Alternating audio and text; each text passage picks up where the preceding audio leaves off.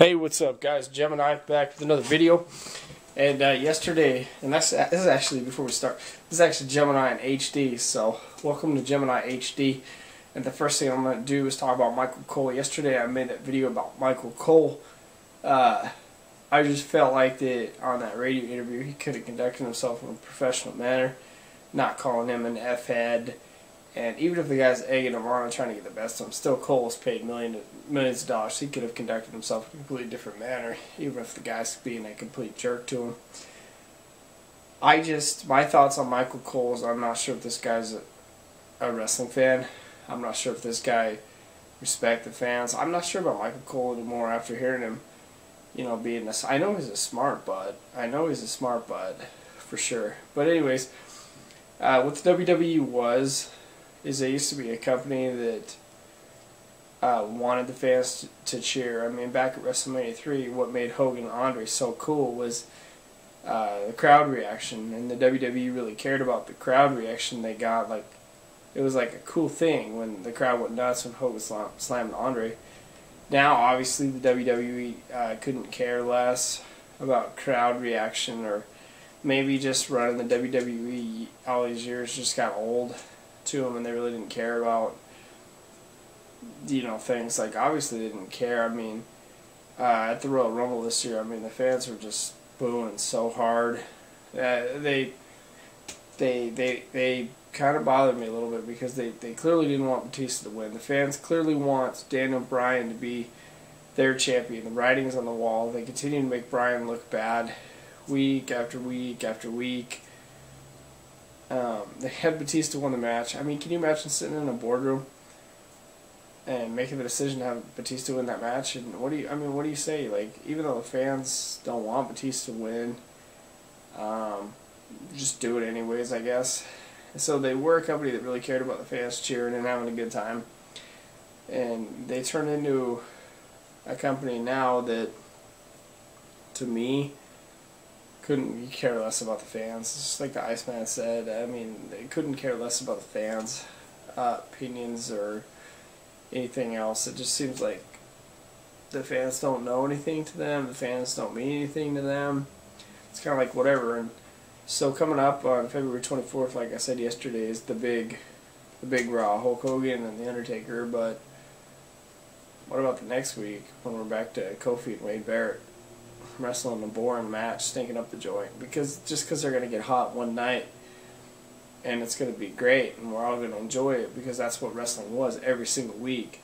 It was a great show every single week, and now it's just great once in a while, and it'll be great on the 24th, and we'll all just go to heaven and love it, and it'll be a fantastic show. But what happens the next week? That's kind of my question, is what happens the next week when we're back to Kofi and The Miz with no build, no hype, wrestling a boring, stinking match right in the middle of the show, and you're just falling asleep on the couch. Internet fans still watch, because that's what we do. We still watch, and we keep coming back for more punishment. And the WWE, I'm telling you, we love the hell out of them, and they don't love us back. Just some thoughts. Peace.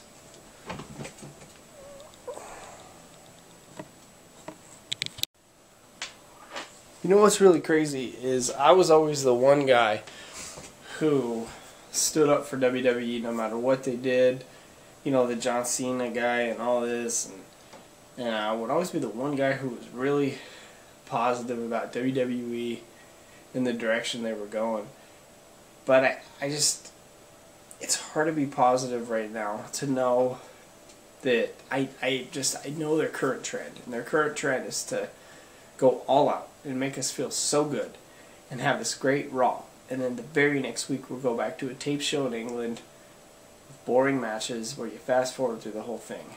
It's hit and miss with the WWE these days. They'll have this one spectacular show like Raw Homecoming, and it was spectacular, and then the 1,000th episode and whatever.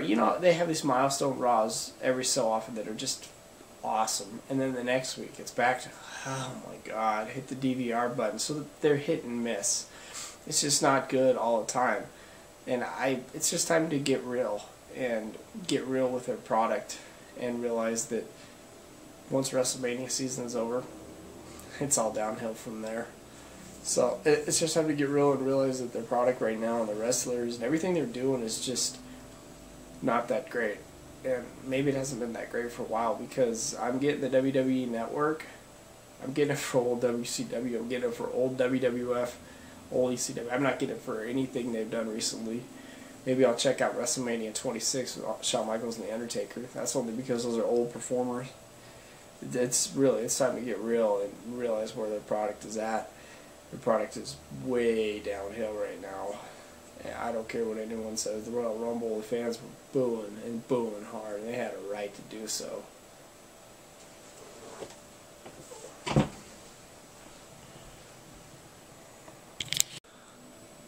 I can understand that coming up with original content for 52 weeks a year is pretty tough for the Monday Night Raw. I can understand that. But these guys are also paid a lot of money to perform and write good shows for the fans. The fans have a right to watch a good show 52 weeks a year. I mean, it's like a basketball team. It's like, I mean, when you pay money to go see LeBron James in the Miami Heat play, you expect them to play hard and try to win. I mean, same thing in the NFL. If you're going to buy a ticket to the, whatever your favorite football team, you expect them to try hard and win. And when you go to a WWE event, I mean, you expect them to try hard and bust their ass and come up with a damn good show, just like they used to do. And what makes me mad is they used to be able to come up with a good show every week back in the day. I'm not talking about what they do now, how they have a taped can of corn show and wrestle boring matches and they don't even have a good finish at the end of the show. They could try a hell of a lot harder on their live shows, for sure. Especially Raw. They could try a hell of a lot harder. They could go all out every week, but they just choose not to. It sucks.